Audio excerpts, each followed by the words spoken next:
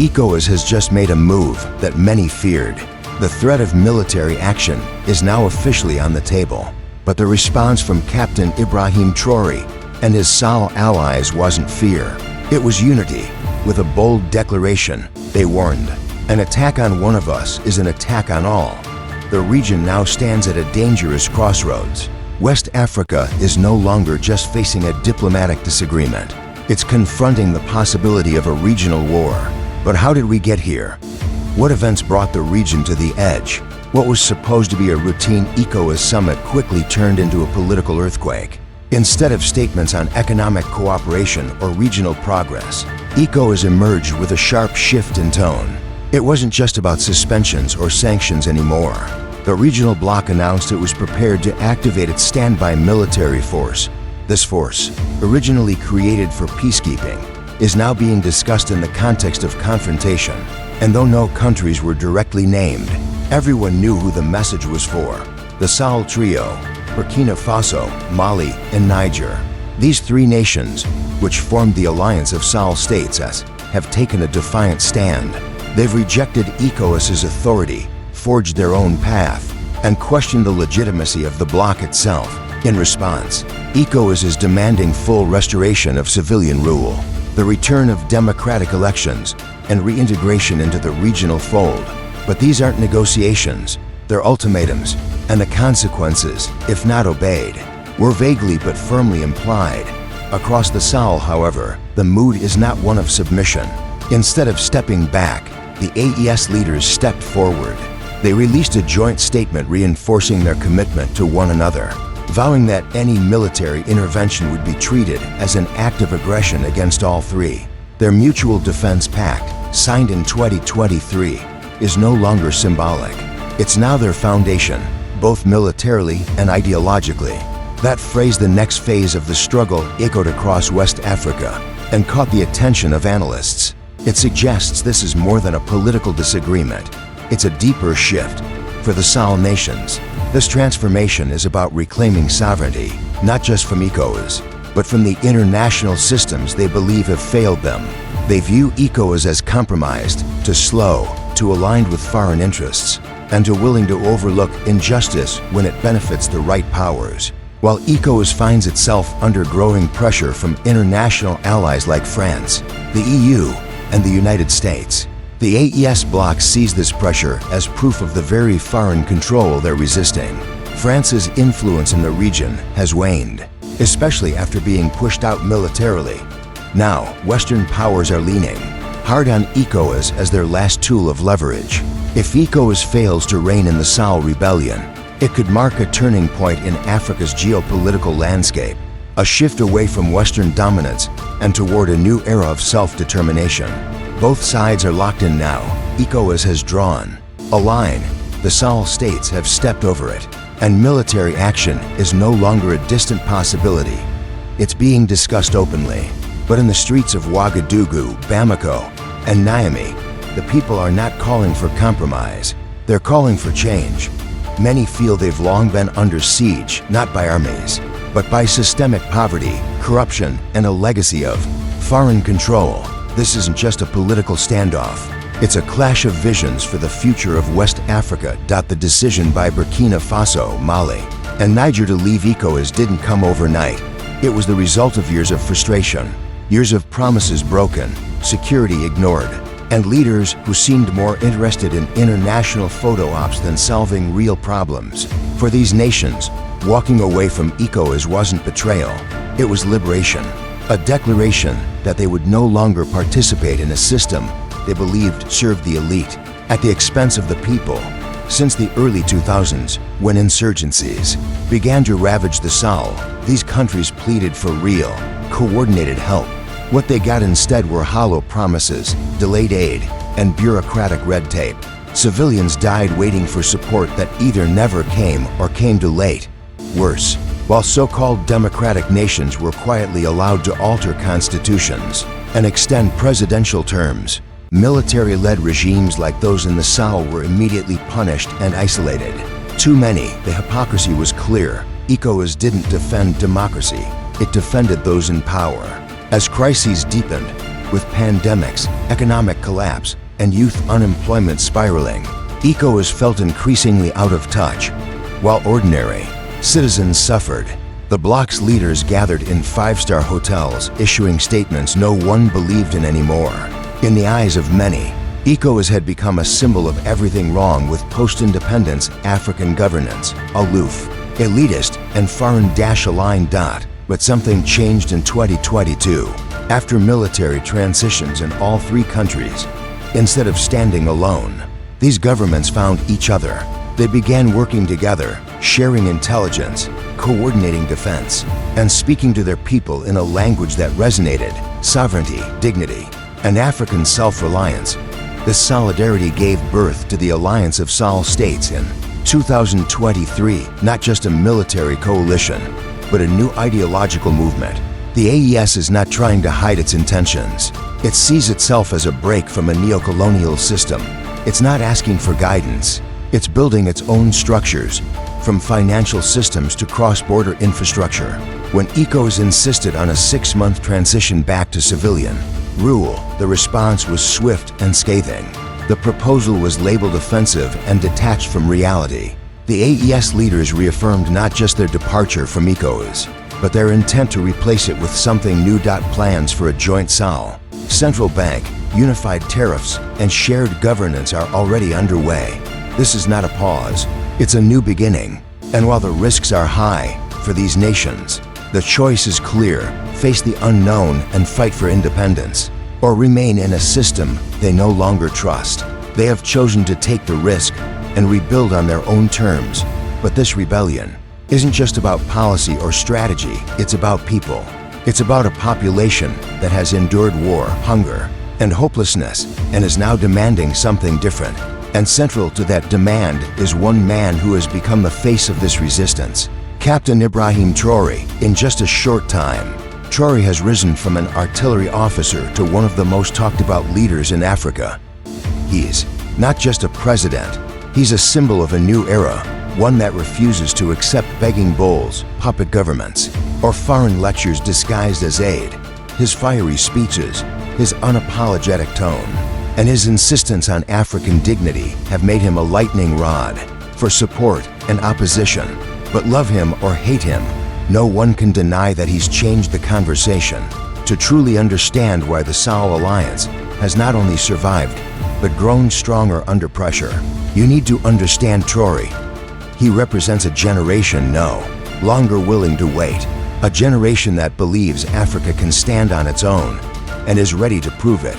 When Captain Ibrahim Traoré took control of Burkina Faso in 2022, through a dramatic military intervention, many observers braced for the familiar script: another uniformed leader clinging to power. But what unfolded was far from predictable. Young, fiercely intelligent, and ideologically driven, Traoré started delivering speeches that echoed with a revolutionary tone West Africa hadn't heard in decades. His words carried the spirit of Thomas Sankara, but with the urgency of a generation betrayed. He didn't just talk about African unity and resource sovereignty. He treated them as non-negotiable goals. What made Traoré particularly threatening to the status quo wasn't his rise to power, but what he did with it. He began implementing changes the people had been demanding for years. Under Traoré's leadership, Burkina Faso took a sharp turn. Military operations were restructured, no longer focused solely on chasing insurgents across deserts, but on protecting local communities. Government funds once channeled into elite networks were redirected into public infrastructure. Mining profits, historically siphoned off by foreign companies, started flowing into rural development. Within months, free healthcare clinics opened, housing projects were initiated, and war-damaged schools reopened through joint military-civilian efforts. These weren't lofty dreams, they were visible, measurable shifts. For many citizens, this was the first time in memory that real governance was happening. But it wasn't only the policies, it was Traoré's presence, his voice, his message. He didn't speak like a diplomat or a polished politician trained in Western institutions. He spoke with fire and authenticity, like a soldier speaking directly to his people, not above them. In one televised speech, he declared, "Our resources are ours, Not for France, not for America, and not for the IMF. That single line spread like wildfire across the continent. In another, he thundered, "They fear a united Africa, one that no longer begs, one that no longer dies in silence. But we are done being quiet." His words resonated far beyond Burkina Faso. In Mali and Niger, youth began raising his image on banners across other African nations, including Senegal and Chad. His speeches became rallying cries against corruption and neo-colonial control. Traoré didn't set out to become a Pan-African symbol, but he did, not through spectacle or political spin, but because he voiced a truth that millions felt deep in their bones. Critics, of course, accuse him of consolidating power, limiting dissent, and gambling with Burkina Faso's future. But his supporters see him differently, as someone who entered a collapsing house and, rather than watching it burn, began rebuilding it with his own hands. What further separates Traoré from his predecessors is his refusal to play by the established diplomatic script. He doesn't soften his words for foreign donors, nor does he make quiet deals behind closed doors. Instead, he's building partnerships with countries that approach Africa with mutual respect, not charity. Russia, China, Turkey, and Iran have all entered the picture. Traoré isn't afraid to shift allegiances, expel Western embassies, or directly challenge regional bodies like ECOWAS. In his eyes, real independence means cutting the remaining threads of post-colonial dependency. And if that requires confrontation, so be it. When ECOWAS threatened military intervention, Traoré didn't blink. He reminded the bloc that any aggression would be met with the combined resistance of the Sahel alliance. When foreign analysts complained about delayed elections, he pointed to roads being built, children being vaccinated, and cities once forgotten, now coming back to life. His claim to leadership, he argues, is not certified by international approval, but by impact. And for now, the people seem to agree. Traoré has become more than a head of state. He's the magnetic core of a growing bloc, one that's willing to risk everything for its vision of African sovereignty. For ECOWAS and its foreign backers, this makes Traoré a direct threat, not just to regional policy, but to the entire structure of post-independence African politics, once hailed as a stabilizing force for democracy and integration. ECOWAS now faces serious accusations. Its critics say it no longer defends the will of African people, but protects a system of dependency that benefits entrenched elites and foreign partners. In many parts of West Africa, especially the Sahel, ECOWAS is seen as a club for presidents who tweak constitutions and silence opposition, all while staying on good terms with European powers. The hypocrisy has become hard to ignore. When countries like Côte d'Ivoire or Togo altered term limits to prolong their leaders' grip on power, ECOWAS issued mild rebukes, no sanctions, no military threats. But when officers in Mali or Burkina Faso stepped in citing state failure, they were swiftly punished with sanctions and isolation. Many now believe ECOWAS defends power, not people. For young Africans in cities like Bamako or Ouagadougou, the message is clear. ECOWAS isn't about unity, it's about control. And that control is often rooted in the interests of former colonial powers and financial institutions in Paris, Brussels, and Washington. Behind the scenes, even some member states are growing uneasy. Nigeria is mired in its own economic woes. Ghana is battling debt. Senegal is facing political instability. The once united front of ECOWAS now appears fractured. Some nations worry that pushing too hard against the Sahel trio could backfire. Public opinion is shifting, and the loudest voices calling for military action may not even be African, but foreign embassies eager to stop the spread of a new, revolutionary wave. This raises uncomfortable questions. Who is ECOWAS really protecting? A closer look reveals that much of its institutional structure, from peacekeeping to electoral monitoring, is heavily funded by outside partners. Its training programs, intelligence operations, and even legal frameworks are tied to Western agendas. This dependence makes neutrality difficult, especially in moments of crisis. ECOWAS acting against Traoré and the AES isn't just about restoring constitutional order.